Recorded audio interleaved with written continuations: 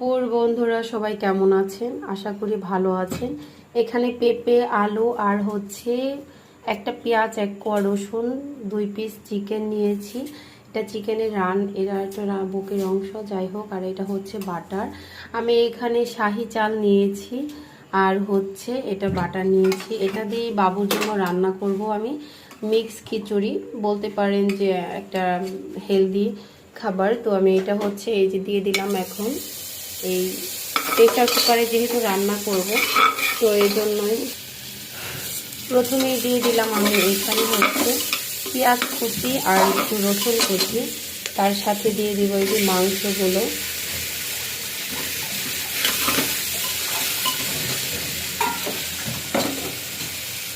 আপনারা চাইলে কিন্তু বাচ্চাদের শুধু সবজি দিয়ে চিকেন স্টু খাওয়াতে পারেন।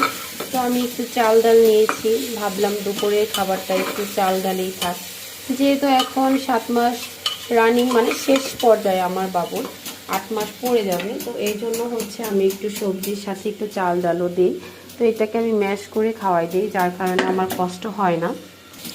এখন দিয়ে দিলাম মুগ ডাল আর হচ্ছে চালটা। আমি বাবুর জন্য সব সময় চাল আলাদা রাখি। এই চালটাকে আপনারা হয়তো সবাই একদম ছোট ছোট দেখতে পেয়েছেন। এটা কি চাল যেন বলে, শাহি চাল নাকি কি চাল।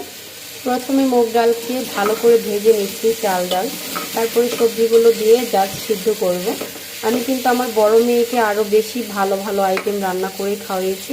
এখন যেহেতু 2টা বাচ্চা নিয়ে করা কষ্ট, তবুও করি। অনেকে দেখলে বলবেন আমার বাচ্চাদের খাবারের সাথে স্বাস্থ্যের সাথে একদমই মিল নেই। কারণ হচ্ছে ওরা যতটুকুই খাবার খায়, পুষ্টি খাবার খায়, কিন্তু হচ্ছে মোটা হয় না। ওদের জানি না কি সমস্যা। এইভাবে রান্না করে দিতে আমি পছন্দ করি। এখনও পর্যন্ত আমার বড় মেয়েকে আমি আলাদা করে রান্না করে দেই, সবজি দিয়ে, চিকেন দিয়ে, মানে ঝাল ছাড়া, যেটা খেলে ওর জন্য ভালো। একটু চিকেন স্টুর ঝোলটাও পছন্দ হয় ওর, এই জন্য।